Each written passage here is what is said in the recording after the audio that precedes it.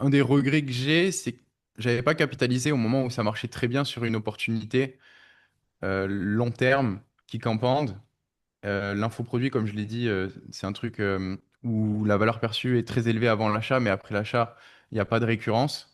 Et donc, c'est pour ça que petit à petit, j'ai cherché un nouveau véhicule sur lequel je pouvais bid sur du long terme. J'ai vu qu'il y avait un vrai besoin dans notre industrie de d'améliorer les process de setting et notamment d'implémenter de l'IA parce que c'est galère de gérer des grosses équipes de setters. Des fois, ils font de la merde. Donc, on a bossé sur ce SaaS-là et ça s'est bien développé, ça se développe tranquillement. Ce qui est intéressant à l'époque dans laquelle on vit, c'est qu'on peut quand même build rapidement des produits SaaS. Et donc, GRC aujourd'hui, on est en train de le faire évoluer vers autre chose. De base, c'était uniquement focus sur agents IA qui font du setting. Là, on est en train de faire des intégrations pour aussi automatiser les publications sur les réseaux sociaux, etc. Et on a lancé un nouveau projet. Là, on l'a bid, tu vois, c'est tout récent, en 72 heures. C'est une plateforme en fait qui permet de faire des annonces publicitaires sur Cloud directement. C'est-à-dire que quand on bosse sur VS Code ou Cursor, on a toujours le petit syncing le temps que Claude nous réponde avec les trois petits Mhm. points. Et donc, nous, ce qu'on est en train de mettre en place, c'est le fait de remplacer ce syncing-là par une annonce. La personne qui accepte d'avoir des annonces reçoit 50% du revenu publicitaire. Donc, elle est payée littéralement pour regarder des pubs. Et les annonceurs, eux, peuvent diffuser leur publicité devant des gens qui codent toute la journée. C'est trop Donc, stylé.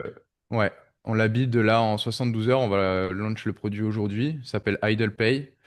Et pour en faire la diffusion, on est en train de mettre en place une grosse stratégie de créateurs UGC à la fois sur le marché français, anglais. Donne-nous le lien une fois que c'est sorti, on le mettra sous l'épisode.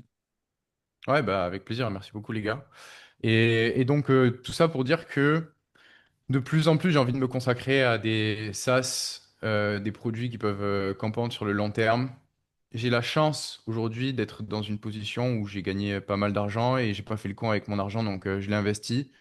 Et avec les rendements de mes investissements, je peux me permettre de vivre sur mon traîneau de vie que j'ai aujourd'hui et donc de prendre peut-être plus de risques et Hmm. d'avoir des opportunités qui peuvent aller plus loin que simplement continuer dans ce que je faisais et rester dans ma zone de confort.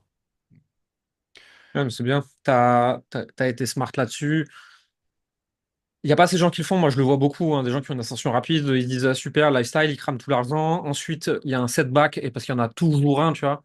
L'ascension Ouais. fulgurante, elle a forcément une phase de plateau. Soit tu vas réussir à passer ton plateau et passer le truc dessus, soit ça va faire machine arrière. Et il y a beaucoup de gens qui se retrouvent avec plus rien derrière et qui repartent comme ils sont venus en fait dans cette industrie. On le voit bien, hein, il n'y a pas beaucoup de gens qui durent et qui sont là depuis longtemps. Moi, vraiment, j'en vois passer énormément, ce que je fais depuis 2009-2010, par cycle de 3 ans à peu près. Tu vois, ils viennent, ils partent, ils viennent, ils partent, ils viennent, ils partent. Ceux qui ont l'intelligence d'investir pendant la phase d'ascension, bah, ils repartent pas avec rien. Hmm.